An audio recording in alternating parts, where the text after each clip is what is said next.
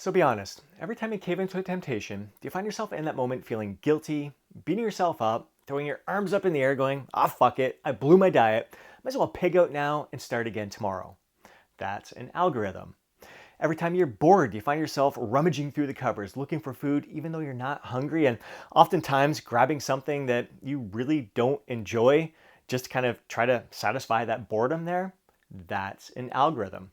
At the end of a day, if you're stressed out, do you find yourself reaching for a glass of wine, sitting in front of the television, maybe grabbing some comfort food, a bag of chips, or a tub of ice cream?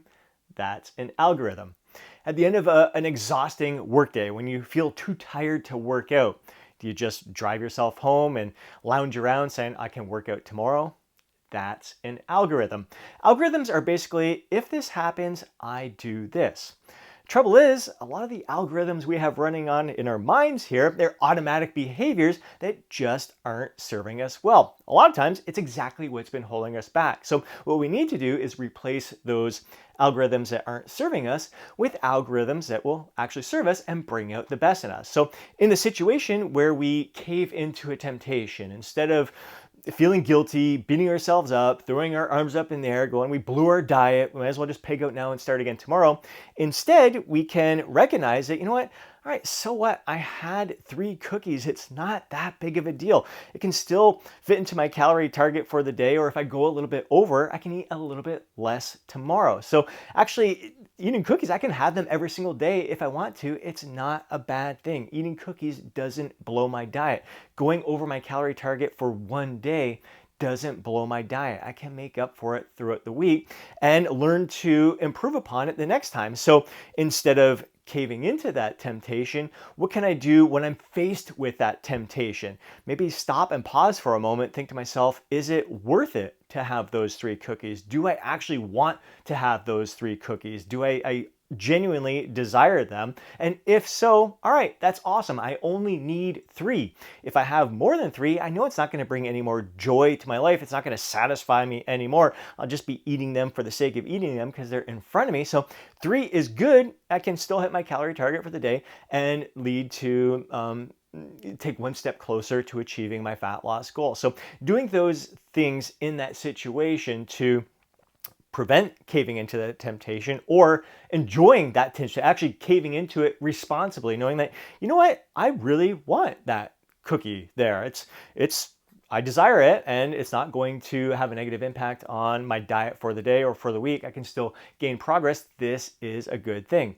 Now, in regards to boredom, instead of like when you find yourself going through the cupboards, you're like, here I go again. Every time I'm bored, I'm looking for food, even when I'm not hungry. What can you do instead? Maybe grab a glass of water and head out for a walk. Do something to distract you. Do some sort of activity that's going to distract you. Be more productive. Doing something that's going to serve you best in that moment. You know you're not hungry. You know that food is not going to satisfy you. It's not going to stop you from being bored. You might as well do something that's actually going to bring joy to your life, that's going to actually get rid of that boredom. You're going to enjoy yourself in that moment.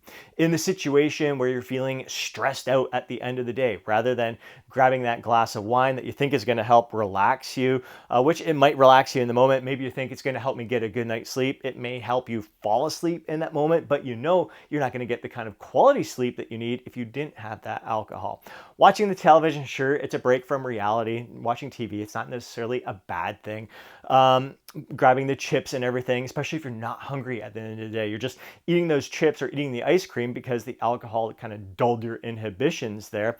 Again, not serving you well. So instead of that, you're stressed out at the end of the day. All right, maybe I can do some gentle stretching right now. I can do some mobility drills. I can, while I'm doing that, listen to like a calming meditation audio. Do something that's going to actually help you manage your stress rather than basically kind of add more stress to it, because you're not going to get a good sleep. It's not going to help solve your problems or anything like that.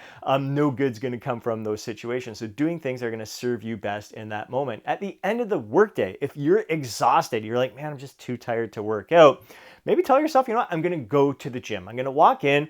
I don't have to do my full regular planned workout. I can do 2 sets instead of 3. I can go lighter weight, higher repetitions, not train anywhere near failure. Just kind of get a little pump on, just feel a sense of accomplishment. So right now you're planning, you're calling it audible, adjusting your workout in a way that's going to lead you to walk out of the gym feeling victorious. I just did what I set out to do. Yeah, it wasn't what was part of the initial plan, but this is what's going to serve me in the moment. And you can feel proud of that. Maybe you walk in, you do a couple of sets, and you're like, you know what, I'm not feeling it. At least celebrate that you made the effort to get into the gym, you got a little bit of a pump on, and you leave. You call it a day from there. You put in that effort, celebrate that shit. And if you get in that gym, you do a full workout, like maybe you go light for a few sets, you're like, I'm feeling more alert now. I'm feeling more awake. This is freaking awesome. You get in a great workout. Maybe it ends up being better than you ever expected it to be. You start bumping up the weight afterwards. Like, this is freaking incredible. All I needed to do was get in, get my body moving, get the blood pumping. Now I feel freaking awesome. I think that's something that a lot of us can relate to. So again, in these situations, recognizing that we have these algorithms that are holding us back. So now we need to be mindful of creating an algorithm that's going to set us up for success. So if this happens, if I'm faced with a temptation, this is what I'm going to do. If that doesn't work in that moment, I actually cave into that temptation a little bit, this is what I'm going to do to prevent things from getting way out of control. If I get home, I'm stressed, this is what I'm going to do. If I'm bored, this is what I'm going to do. So you have these algorithms that are going to serve us. This is basically, it's you designing your lifestyle in a way that's going to allow you to thrive, to bring out the best of you, to strive for your true potential. It's basically creating these daily habits. So what's your algorithm? When I wake up, I go pee, use a washroom, and then I do dead hangs.